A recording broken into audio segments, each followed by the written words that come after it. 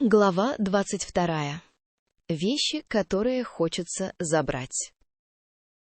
Первой мыслью утром было не «что теперь?», а «у нас еще есть немного времени». Анна лежала, уткнувшись носом в подушку, и пыталась вспомнить, на такое число у них билета. «Пара дней точно в запасе», — отозвался Томас откуда-то сбоку, не открывая глаз. А потом новая глава в другом месте. «Ты читаешь мои мысли?» — повернула голову на звук. «Вчера заглянул в приложение», — пожал он плечом.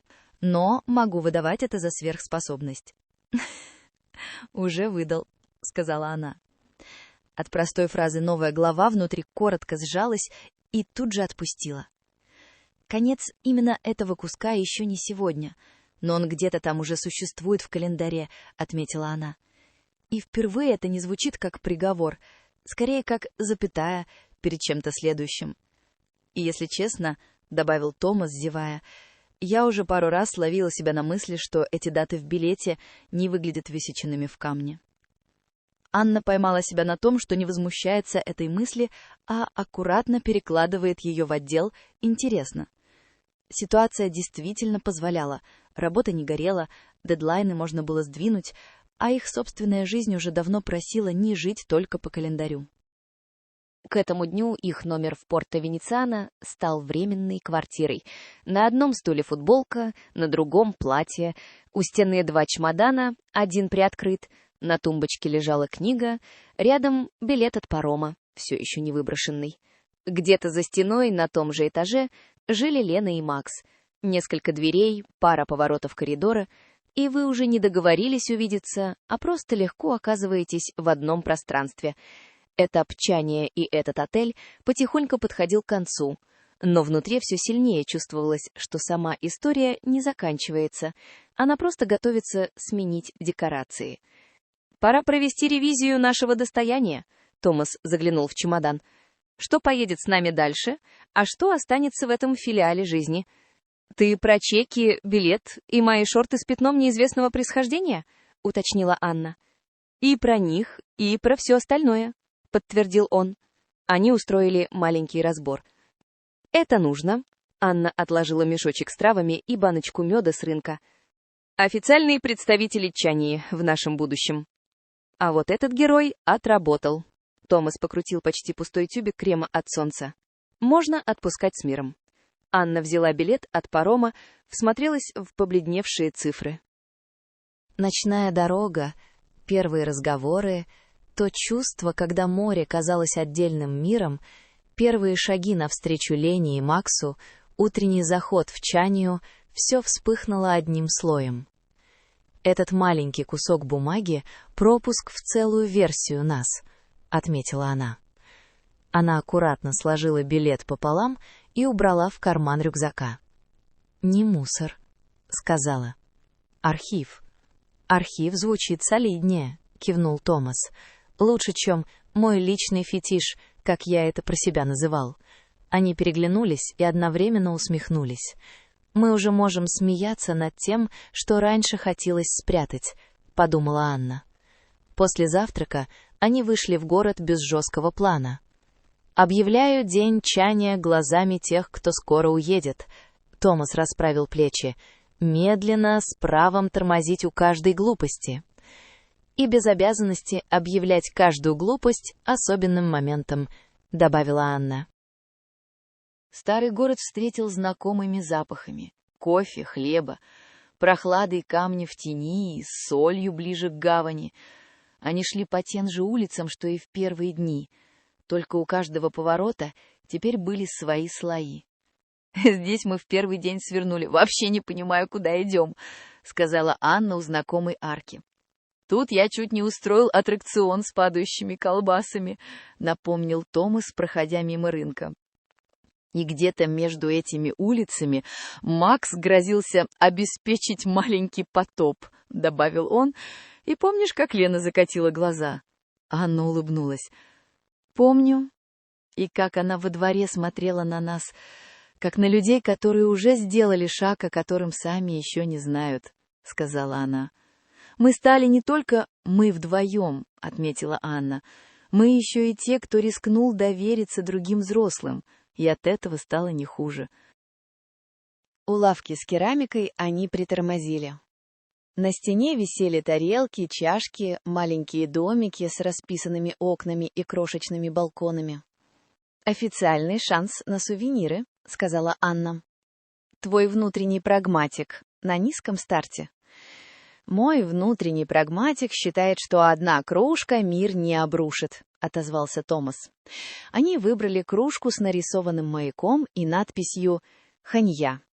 Обычная кружка, а в ней порт, вечера у перил и разговоры про «обратно или нет», — отметила Анна. Себе она взяла небольшой кулон с голубой эмалью. «Чтобы было что крутить пальцами, когда начну думать о глупостях», — пояснила она. «Конкуренция растет», — заметил Томас. «Раньше на эту должность претендовал только я». «Ты у меня в отдельной категории», — парировала Анна. Телефон коротко завибрировал. Сообщение от Лены. Фото их четверых, снятое, как Анна поняла, еще в первый вечер. Они впятеро втиснуты в кадр, за спиной небо и кусок ограждения. Подпись. Нашла одно доказательство того, что мы все существовали в одном временном континууме. Предлагаю не делать вид, что это был коллективный сон. Следом пришло второе. Если вечером будете в городе, маяк, промежуток между мороженым и вином. У меня есть теория, которая хочется на вас обкатать. Анна почувствовала, как в груди сразу два движения. Теплое «нас ждут» и легкое толчок тревоги. Теория от Лены почти наверняка не про историю архитектуры. Она показала экран Томасу. Он прочитал, уголок рта у него дернулся. «Люблю, когда люди честно говорят «теория», а не «случайно обсудим», — заметил он. «Думаешь, это про что?» — спросила Анна, хотя и сама догадывалась. «Если бы Макс писал», — ответил Томас, — «я бы ожидал. Давайте устроим самый большой эксперимент сезона. От Лены я жду хорошо продуманного предложения, в котором будет слишком много уважения к нашим границам, чтобы можно было отмахнуться». Анна улыбнулась, признавая точность формулировки. Лена не тот человек, который толкает в воду. Она тот, кто стоит у края и спокойно говорит: «Здесь можно зайти по щиколотку. Или по пояс. Решайте сами», — подумала она. «Отведем позже», — предложил Томас. «Да», — кивнула Анна. Она убрала телефон. Внутри мысль о вечере уже не тревожила, но тихо зудела, как строка, которую пока не дочитали. Ближе к полудню они снова вышли к гавани. Дневной порт был прямым. Солнце было открыто, вода сверкала, чайки сидели на перилах и ждали хлеб. Дети пытались их кормить, туристы фотографировались, официанты выкатывали доски меню. Анна и Томас сели на лавку чуть в стороне. Некоторое время просто смотрели, как город живет без их участия. «Ты думаешь про после?» — спросил он. Она чуть сдвинула носком камешек у ног. «Да», — сказала. «Но в первый раз не спешу придумывать этому всему название». Она ощутила, как привычный внутренний референт «срочно выдать отчет» соскакивает и не включается. Раньше, если что-то заканчивалось, мне нужно было срочно понять, что это было, кто виноват и какие выводы. Она посмотрела на воду. Сейчас допускаю вариант сначала просто пожить с тем, что было, а уже потом решать, как оно называется. Томас кивнул. «Я тоже не готов к клятвам и планам с датами», — сказал он. «Но формат «мы знакомые, которые классно провели отпуск» точно не мой». Он перевел взгляд на нее. «Это не условие», — уточнил. «Просто предел честности на сегодня». Анна почувствовала, как внутри привычное желание отползти назад, делает шаг и останавливается. «У меня примерно так же», — сказала она. «Я все еще боюсь, потому что дальше не будет расписания, как у автобуса».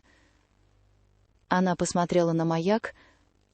«Но, кажется, мы уже научились ходить без табличек, не только по этим улицам». «Раньше, если что-то заканчивалось, — продолжала она, — Мне нужно было срочно понять, что это было, кто виноват и какие выводы. Она посмотрела на воду. Сейчас допускаю вариант сначала просто пожить с тем, что было, а уже потом решать, как оно называется. Днем они заглянули еще в пару лавок. Не ради покупок, а ради деталей. Магазин людей, которые все режут. Анна остановилась у витрины с ножами и досками. «Хорошо, что уезжаем отсюда людьми, которые собирают, а не разрезают», — заметил Томас. У витрины с кожаными ремнями он провел пальцем по одному. Такой ремень был у деда. Стареет, растягивается, но продолжает держать форму. «Твое любимое сравнение для доверия», — ответила Анна. Ее потянуло в лавку с маслами и мылом. Там пахло лавандой, розмарином, цитрусами и чем-то еще теплым, солнечным. Она выбрала маленькое мыло со запахом тимьяна и апельсина. «Категория совершенно не обязательная, но приятная», — сказала. «Тренируюсь разрешать тебе такие вещи. Отмечу, что этот навык может выжить и дома», — заметил Томас. «Если я могу позволить себе ненужное мыло, может быть, смогу позволить себе и чуть меньше ненужного контроля», — подумала Анна. «Представляю, как Макс комментировал бы нашу корзинку», — усмехнулась она. «Это все, разумеется, жизненно необходимо для построения доверия. А Лена докинула бы еще баночку масла на случай, если доверие потребуется смазать», — добавил Томас. От этого образа стало спокойно. «Лена не тянет нас за рукав», — отметила Анна. «Но каждый раз, когда мы делаем шаг в сторону разрешить себе лишнее, мысленно оказывается рядом и кивает. Так тоже можно». Ближе к вечеру они вернулись в отель. На ресепшене кто-то выяснял, во сколько ходит автобус до станции.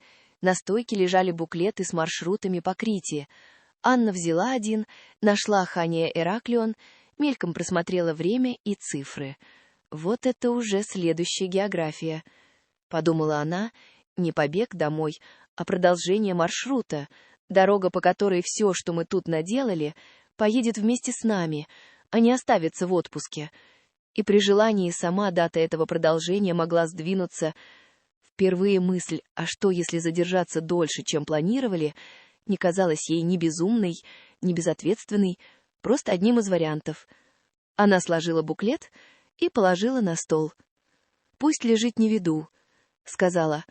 «Напоминание, что мир не заканчивается у двери отеля.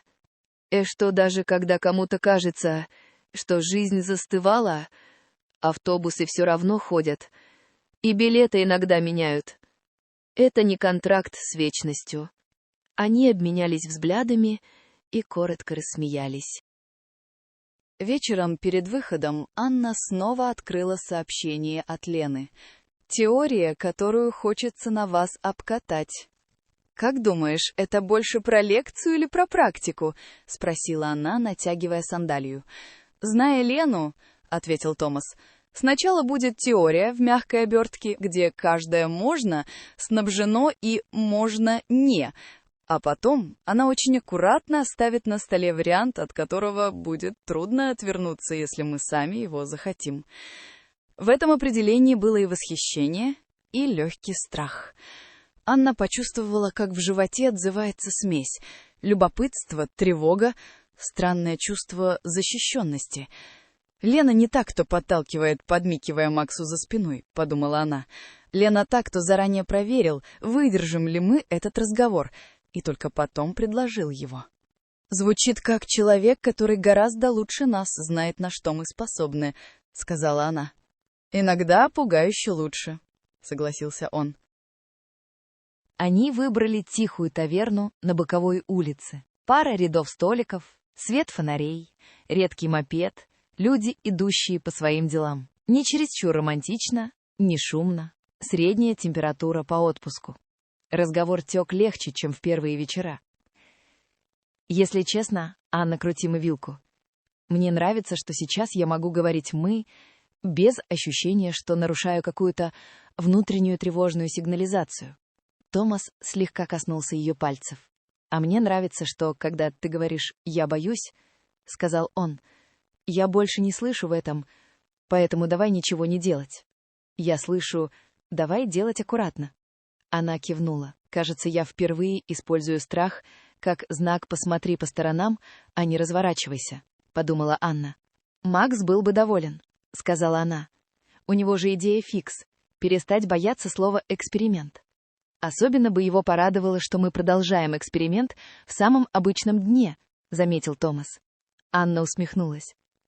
«Вот что важно. Доверие больше не привязано к особым обстоятельствам и закрытым дверям. Теперь оно сидит с нами за обычным столом и не просит отдельного названия», — отметила она. Город вокруг жил своим вечером. Где-то, возможно, Лена уже придумывала слова для своей теории, а Макс — шутки к ней. А у них двоих было странно спокойное ощущение. Они стоят на пороге чего-то следующего и в этот раз не делают вид, что не замечают двери. Где-то глубоко Анна поймала новую формулировку страха. «Мне страшно не только за нас двоих», — подумала она. «Мне страшно за то, что будет, если однажды нам всем четверым окажется слишком хорошо, чтобы сделать вид, что ничего не произошло». Она не стала озвучивать это вслух, оставила как черновик для какого-то из будущих вечеров. Если жизнь подкинет нам новый эксперимент, не только про нас, но и про нас четверых, похоже, воздуха у нас уже достаточно, чтобы хотя бы не закрывать глаза, признала она. И странным образом ощущалось, что все эти билеты, даты и города всего лишь главы, а не финал книги. От этой мысли было и тревожно, и странно правильно.